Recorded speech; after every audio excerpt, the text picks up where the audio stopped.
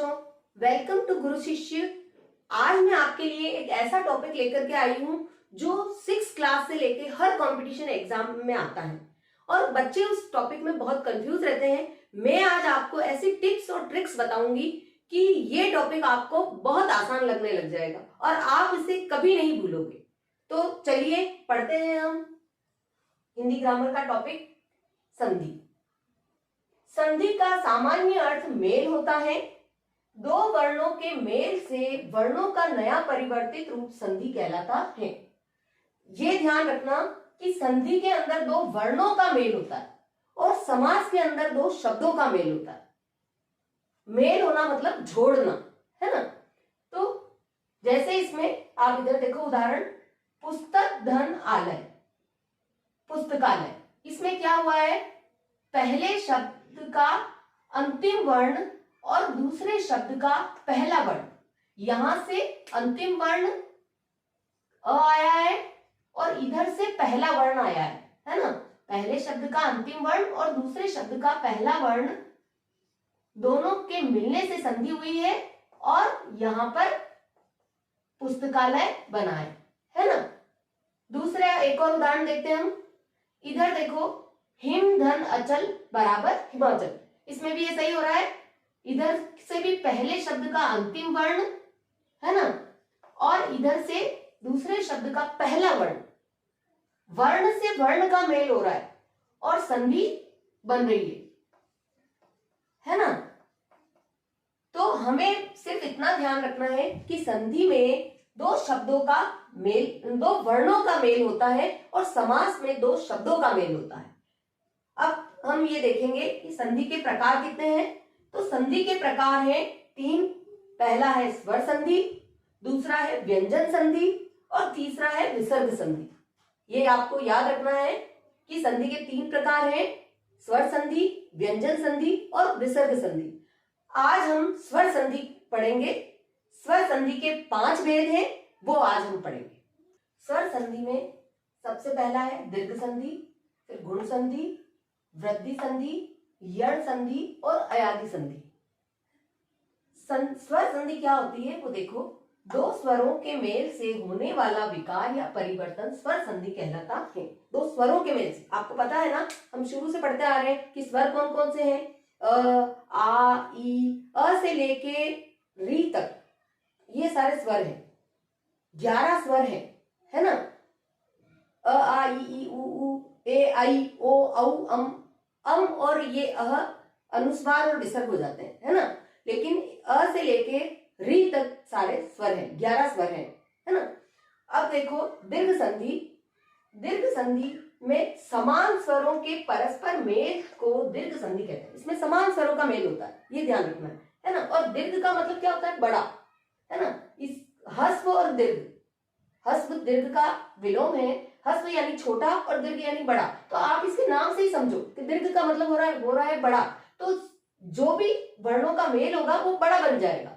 जैसे यदि अ, आ, ई, उ के बाद वे ही लघु या दीर्घ स्वर आए तो दोनों मिलकर के आ, बड़ी ई और बड़ा ऊ हो जाते हैं, है ना। तो उसकी मात्रा बड़ी हो जाएगी।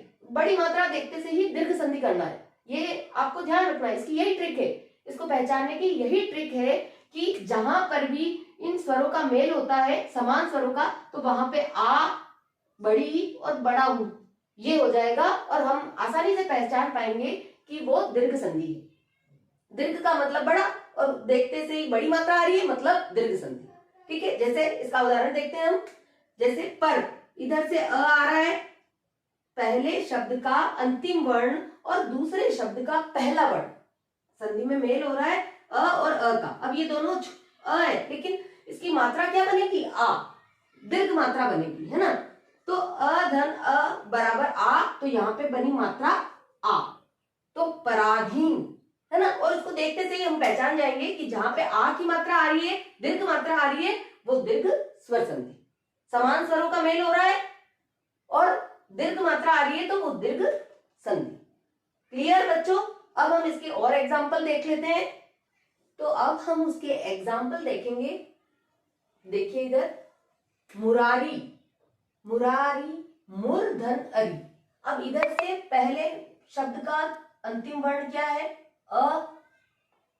मुर, अ की साउंड आ रही ना, आप बोल के देखो, मुर, अ की साउंड आ रही है, तो अ और इधर से भी अ, तो क्या बन जाएगा? हमने इसका रूल पढ़ा तो आ, दीर्घ मात्रा बन जाएगी आ, है ना, और वो लग के क्या बनी? आ, मुरारी, आ की मात्रा लगी।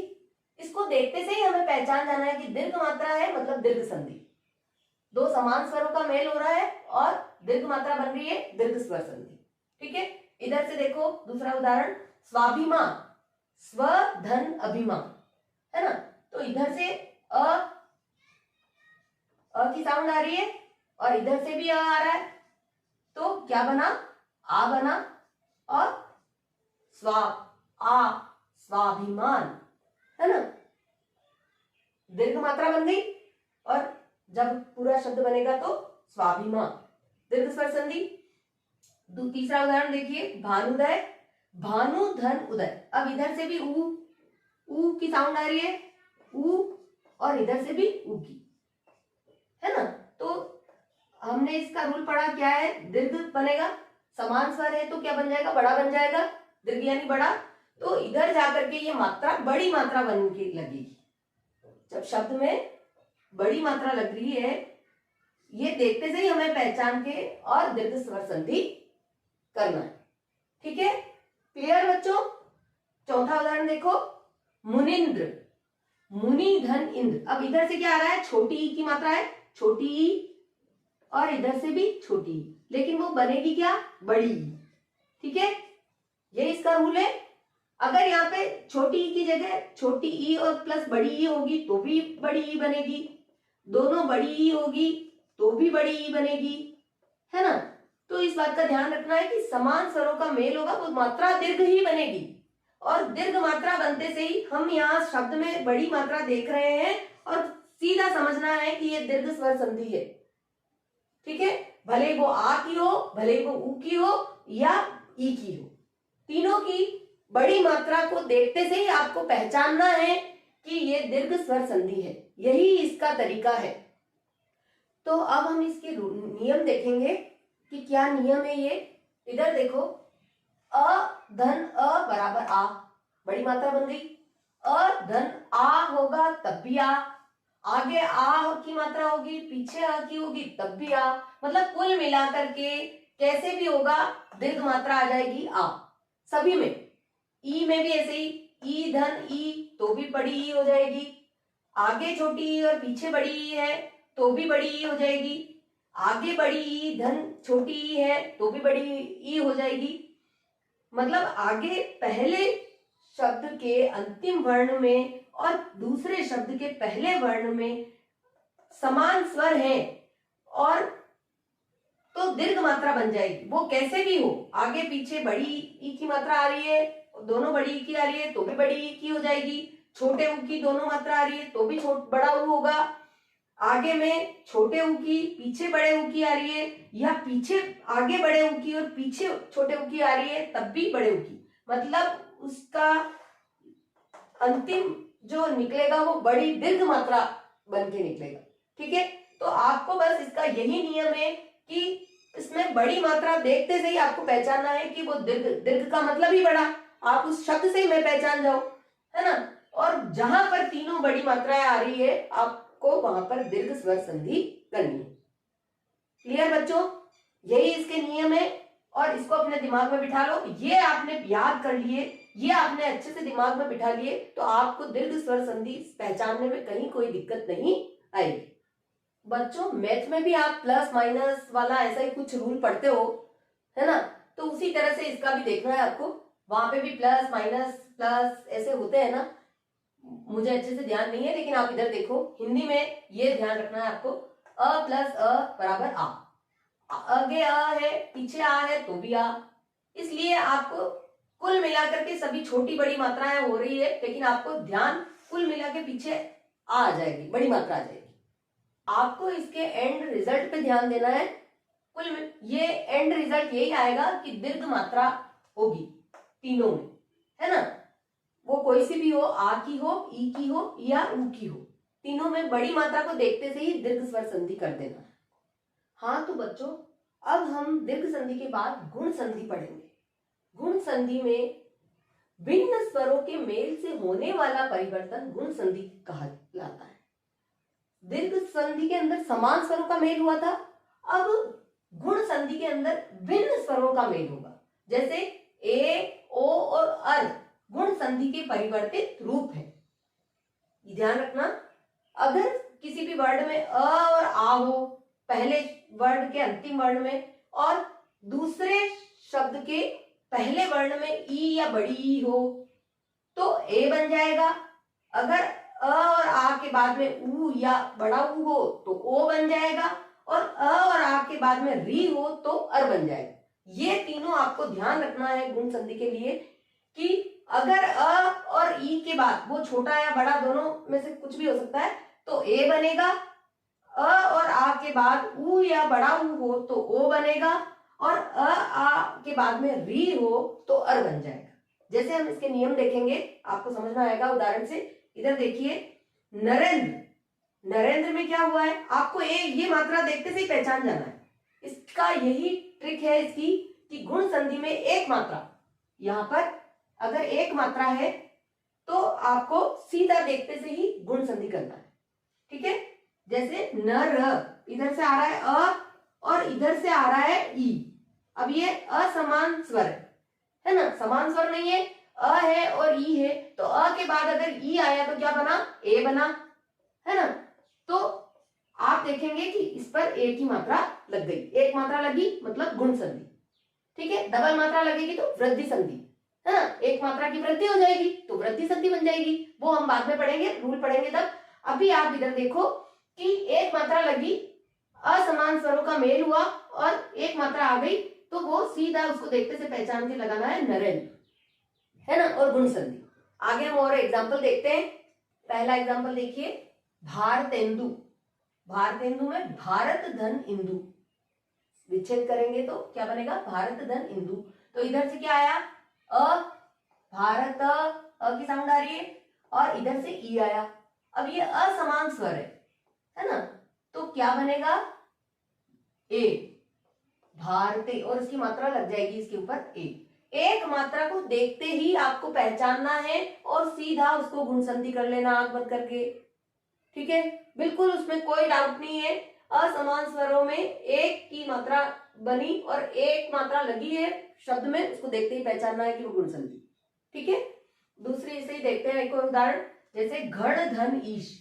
अब आया क्या, इधर से गण, अ, है ना, और इधर से ई, बड़ी, है ना, तो क्या बन गया, ए बन गया।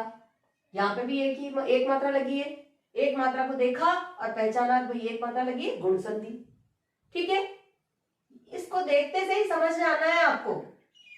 ठीक है, अब एक और उदाहरण देखो, इधर से बना महा धन ईश महेश, है ना, तो इधर से आ की मात्रा आ रही है, पहले शब्द का अंतिम वर्ण और दूसरे शब्द का पहला वर्ण, है ना, तो इधर से आ की मात्रा आ रही है और इधर से बड़ी की मात्रा आ रही है, तो क्या बन गया, ए बन गया, है ना।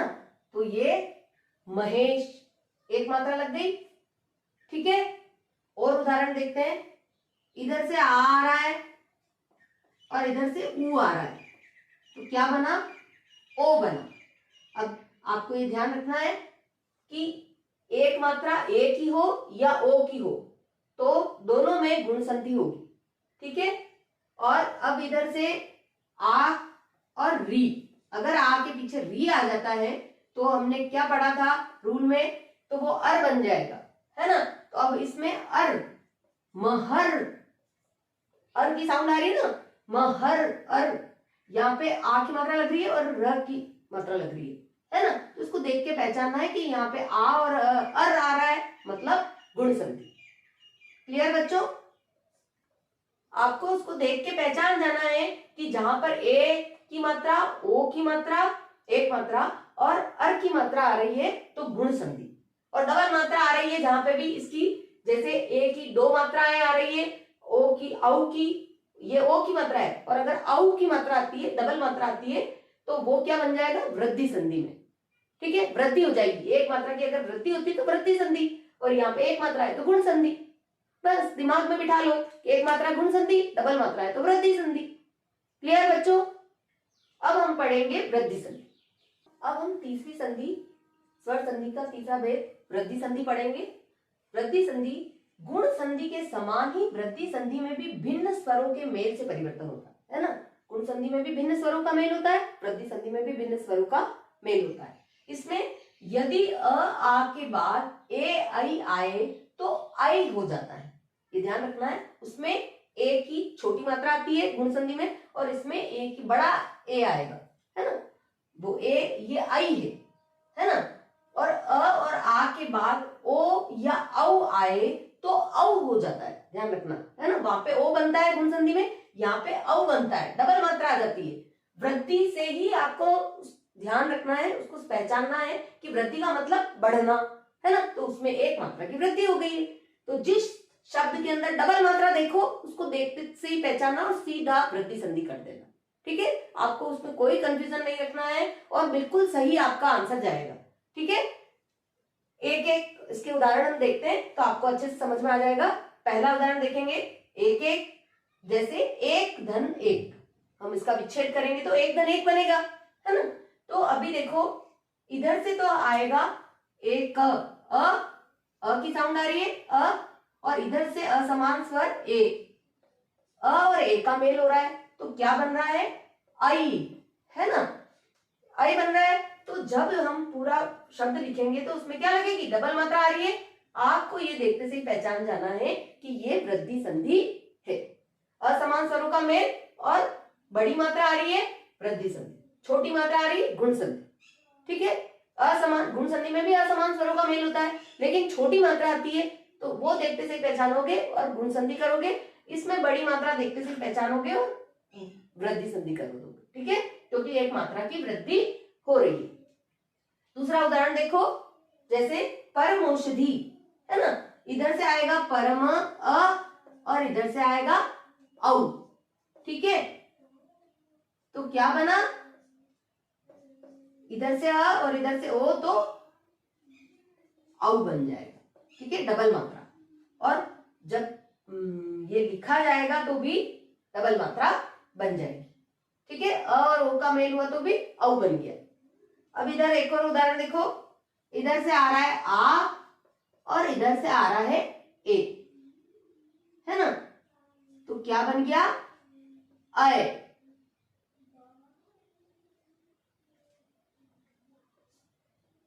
ये लिखने में बड़ा ही कहलाता है क्योंकि छोटा है तो ऐसा होता है जो हम गुण संधि में काम में लेते हैं, है ना। ये बड़ा है ही है ना, तो इसलिए इसकी डबल मात्रा यहाँ लग जाती है। और महेश्वरी, महाधन ऐश्वर्य महेश्वरी, ये डबल मात्रा आ रही है। और आप देखते ही समझ जाएंगे कि ये क्या है, वृद्धि संधि, क्योंकि मात्रा की वृद्धि हो रही है ना। और असमान स्वरों का मेल हो रहा है और मात्रा की वृद्धि हो रही है, वृद्धि संधि। ठीक है बच्चों, क्लियर? बस आपको यही ध्यान रखना है कि गुण संधि में भी असमान स्वरों का मेल होता है, छोटी मात्रा आती है तो गुण संधि बन जाती है, और इसमें मात्रा की वृद्धि हो जाती है। डबल मात्रा को देखते से ही आपको पहचानना है और बिल्कुल आंख बंद कर करके आपको वृद्धि संधि करना है वहां पे। ठीक है, आपके सारे आंसर बिल्कुल सही जाएंगे। अब हम देखते हैं कि स्वर संधि की चौथी संधि यण संधि। देखो इधर, यण संधि में यदि ई बड़ी ई, उ बड़ा उ और री के बाद कोई भिन्न स्वर आए तो ई बड़ी ई का य, उ बड़े उ का व और री का र हो जाता है। बस इसमें ये ध्यान रखना आपको कि भिन्न स्वर आएगा और आपको य, व और री दिखाई देगा। ठीक है, जैसे आधे अक्षर के बाद, इसमें इसकी पहचान यही है कि उस शब्द में आधा अक्षर होगा। ठीक है, जहां पर भी आधा अक्षर आता है और उसके बाद में य, व और र या ल दिखाई देता है ना, तो उस आधे अक्षर को पूरा लिखना है और वहां पर यण संधि होगी। इसमें आप, इसकी पहचान ही यही है कि इसके शब्द में आधा अक्षर आएगा, है ना। वहां पर आपको देख के पहचाना है कि जिस शब्द में आधा अक्षर आ रहा है और पीछे य, व और र और ल आ रहा है तो बीच में तो तो वो यड़ संधि होगी। जैसे इति धन आदि, यहां से आ रहा है छोटी ई और इधर से आ रहा है असमान स्वर को मेल हो रहा है और इधर से बन रहा है ये य। तो जब शब्द पूरा लिखा जाएगा तो उसमें वो य बन जाएगा, है ना। और आधा अक्षर देख के इसकी पहचान हो रही है कि इसमें आधा अक्षर आ रहा है और ये बन करके क्या बन रहा है, य बन रहा है। तो इति धन आदि इत्यादि। ठीक है, दूसरा उदाहरण देखो, देखो इधर स्वागत, स्वागत का विच्छेद करेंगे तो क्या बनेगा, सु धन आगत। तो यहां से तो बना उ और यहां से बना आ। ठीक है, तो क्या बन गया, व। क्या बना, व बना। तो जब हम पूरे शब्द को लिखेंगे तो वो क्या बन जाएगा, स्वागत।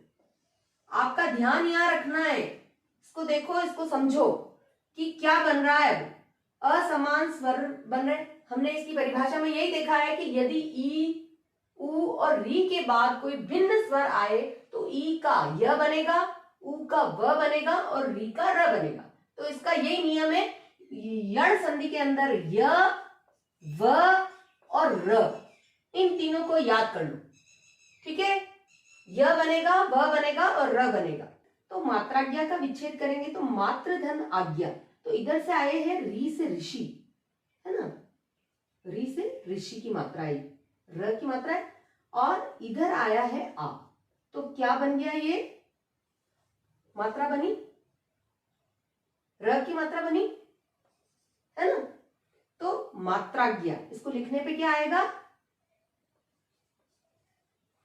र की मात्रा लग जाएगी और मात्रा की। और आपको इसकी पहचान में यही ध्यान रखना है कि बीच में एक तो इसकी पहचान ये कि आगे आधा स्वर, आधा शब्द आएगा और आधे वर्ण के साथ में य, व और र आएगा, है ना। जहां पर भी य, व, र और आधा शब्द दिखाई दे, आपको आंख बंद करके यण संधि कर देना। अब हम देखेंगे स्वर संधि का पांचवी अयादी संधि।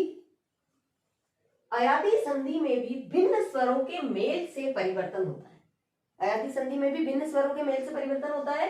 जैसे ए, आई, ओ, औ का भिन्न स्वर से मेल होने पर अ, आय, अव तथा आव हो जाता है, ये ध्यान रखना है।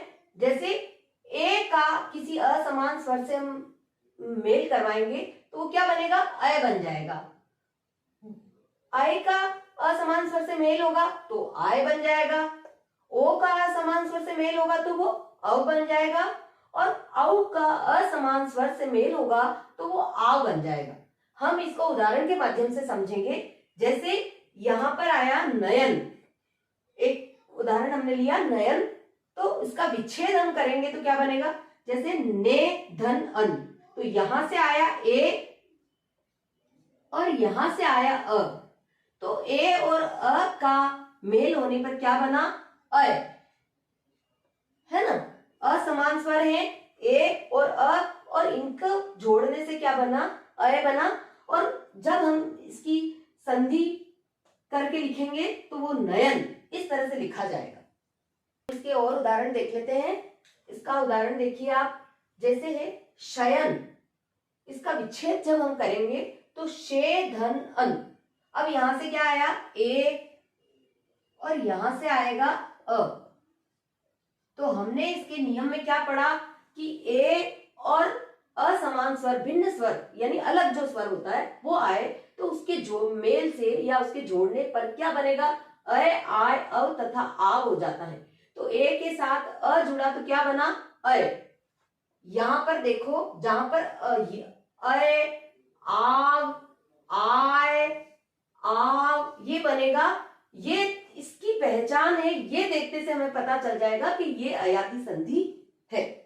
आपका ध्यान किसी भी शब्द में अगर इस तरह से आता है तो वो देखते से पता चल जाता है कि उसमें अयादी संधि है। और अधिकतर इसके उदाहरण 3 शब्द के बनते हैं, ये भी आपको ध्यान रखना है थोड़ा सा कि अधिकतर अयादी संधि के जो उदाहरण आते हैं एग्जाम में वो 3 शब्द के बनते हैं। ठीक है, और उसकी पहचान है कि बीच में अय आता है, आव आता है, आय आता है और आव आता है। ठीक है, तो इस तरह से अब हम इसका विच्छेद करके और देखेंगे। देखिए इधर जैसे कवयित्री, इसका विच्छेद हम करेंगे कवे प्लस इत्री, तो यहां से तो आया ए और यहां से आया ई। अब इन असमान स्वरों के मेल से क्या बना, अ।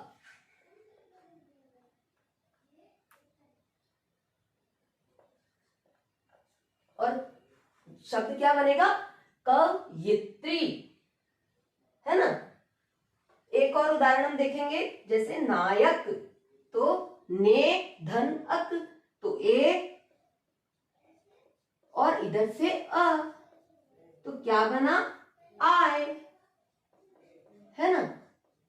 और इसमें पावन, पो धन अन, तो इधर से क्या बनेगा, ओ और इधर से बनेगा अ, तो क्या बन जाएगा ये, आव। तो बच्चों ये ध्यान रखना है आपको इस संधि के अंदर कि एक तो इस संधि में असमान स्वरों का मेल होगा, अयादी संधि के अंदर भी, और ए आई ओ और औ का भिन्न स्वर से मेल होगा, तो अय बनेगा, आय बनेगा, अ बनेगा और आ बनेगा। और इसकी पहचान मैंने आपको बताई, यही इसकी ट्रिक है इसको पहचानने की। 3 शब्द का उदाहरण ज्यादातर आता है अयादी संधि में, और बीच में अय, आव, आय और आव, ये इसकी पहचान है। जिस शब्द में आपको ऐसा दिखाई दे रहा है अय, आव, आव और आय, तो अयादी संधि है। इसके नाम में ही छुपा है, ध्यान दो बच्चों, इसके नाम में ही जैसे अय और अया, ठीक है ना, तो वैसे ही अय, अया, अव और अवा, ये चारों शब्द आपके दिमाग में बिठा लो और वो अयादी संधि क्लियर कर दे, ठीक है। आपको कहीं दिक्कत नहीं आएगी इस तरह के शब्द में पहचानने में। जैसे ही आपने कोई शब्द देखा, उसके बीच में आपको लगा अय आ रहा है, अब आ रहा है, आय आ रहा है और आव आ रहा है, और 3 शब्द का आ रहा है अधिकतर, तो अयादी संधि, बिल्कुल उसके नाम से ही आपको इसका पता चल रहा है, ठीक है बच्चों, क्लियर। अब हम कुछ एग्जांपल्स देख लेते हैं। हमारी स्वर संधि के 5 भेद कंप्लीट हो चुके हैं। आप मुझे आंसर देंगे। जैसे ये उदाहरण है पहला, जैसे धावक, इसमें कौन सी संधि होगी, आप ध्यान दीजिए।